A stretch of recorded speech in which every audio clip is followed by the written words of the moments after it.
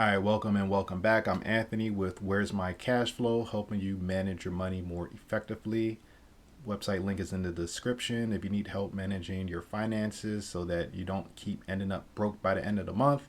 You definitely want to get the audit. So for this video, a little bit difficult for me to act on, even still in a way, and it's about affirmations.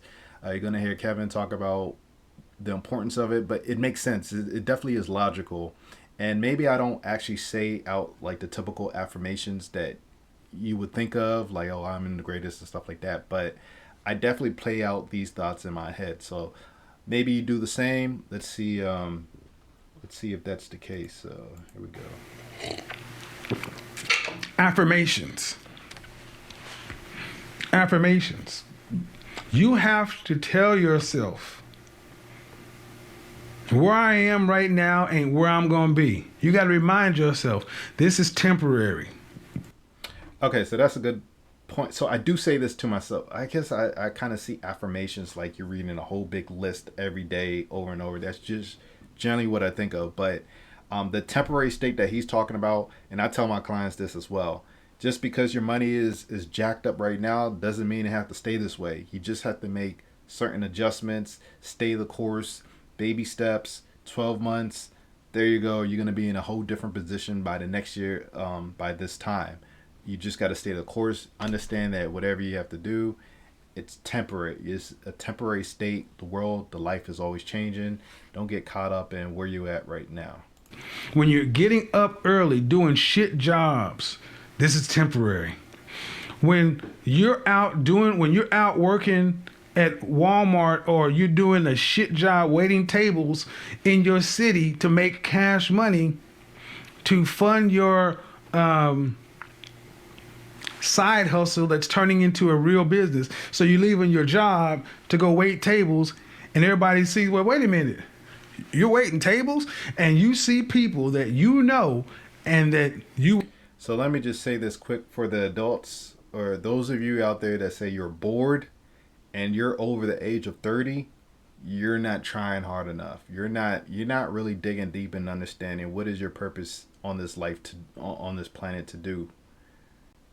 You should never be bored. There should always be something that you can do. If there's no activity or an event or something like that you were planning to go to or plan to change, there's a book for you to read. There is something to learn. There's always something to learn. There's always something that you can do to get to the next level. You don't want to be complacent. Because if you are, that's when you start to slip. That's when the snare comes in. Subtle neglect always ruins everything. You're not moving forward. You're going to be depressed. And you're just not going to be in a good state of mind later on in life. As time goes on, you're losing that time. You can never go back. So I hate when I hear grown people say they're bored. Like, I expect kids to say that. As a grown person, especially over the age of 30, like, what are you doing? Like, come on, get it together. You should never be bored. There's always something for you to do. There's always a way to be constructive with your time. would have respect for, and you got to go take the order. You want me to tell you something? Go who? Huh.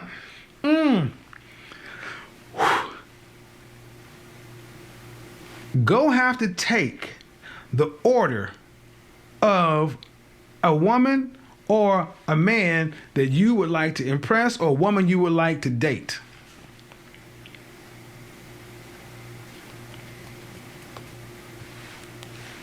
You looking good on Suit Saturday, walk by smelling like Rosia Dove and da. Then on Tuesday, she goes into the restaurant and you're her server.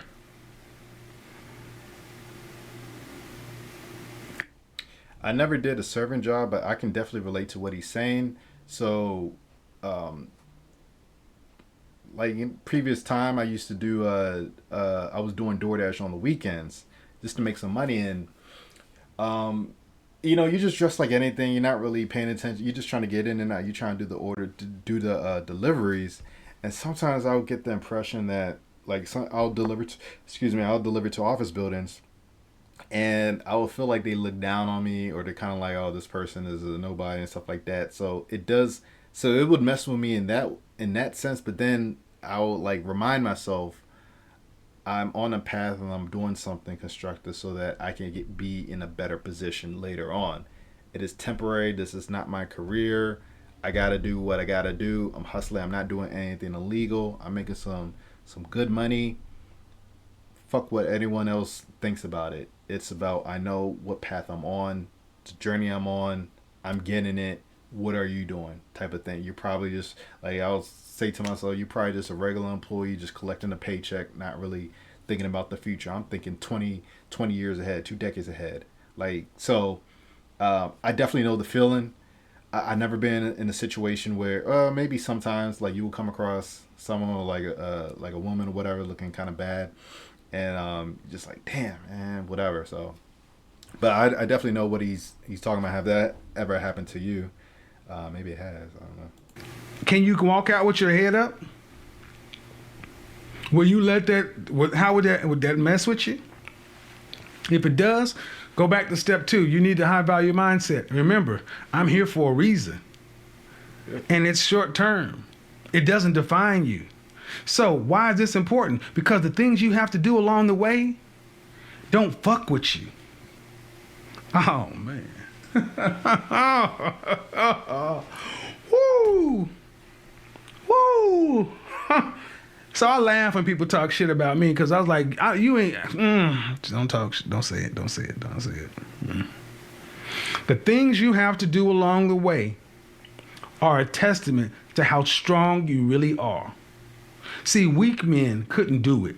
The ego would fuck with them. The pride would fuck with them. They couldn't let nobody see them looking bad. What?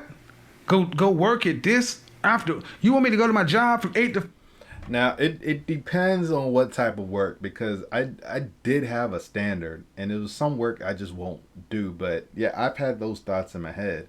You just got to find something that I mean everyone is going to be different. Everyone's going to have their standards, but it gets to the point where it's just like if you're not making the money you need to make and you see an opportunity at some point you got to be like I think the position I was in right after college I didn't have so I did engineering and physics and so I was looking for obviously an engineering job, couldn't find one, and there was an opportunity to be a caterer, and I didn't realize that it was a caterer for a private school. So basically, so the private school gets catered lunches since it's not public, and we will just serve the meals, and it was just to like elementary school kids.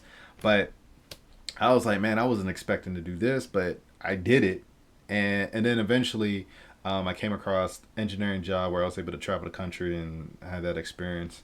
But I did it. I just did what I had to do.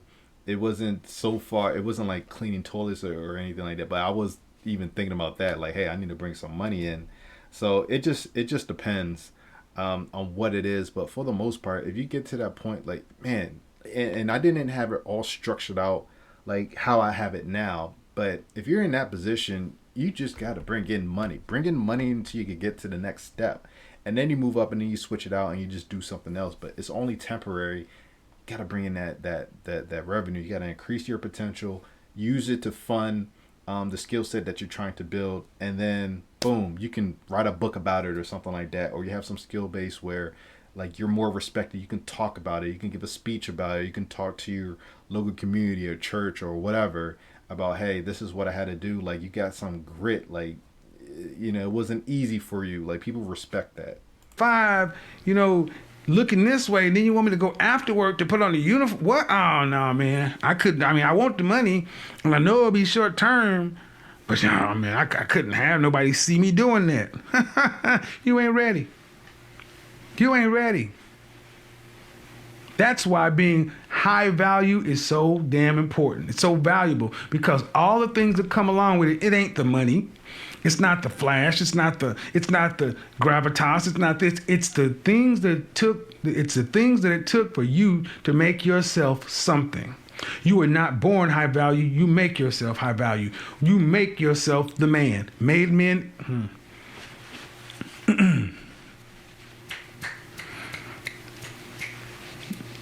First generation high value is a choice. So Tywin Lannister made himself, and he made a path for his son Jaime. Reference to Game of Thrones if you don't know who he's talking about. And in our world, Tyrion would have had a path as well. Where are you going to fit in? Ladies, All right, so then he goes into like the lady part is really about relationships because it's different for men and women. But anyways, um, I hope you understand what he's saying. Do what you got to do to get it out the mud. It's only temporary. Understand your mission, your purpose. Have that plan ready, and then you'll be good. So let me know if you've been in a situation like that. Have you done something like that yourself? I'll definitely love to hear it. If you appreciate this, then like the video, subscribe if you haven't already done so, share this video with anyone you believe who can benefit from this. They'll really need it. And if you need help with managing your finances, definitely look at the link in the description. Go to my webpage and get an audit. So I'll see you in the next one.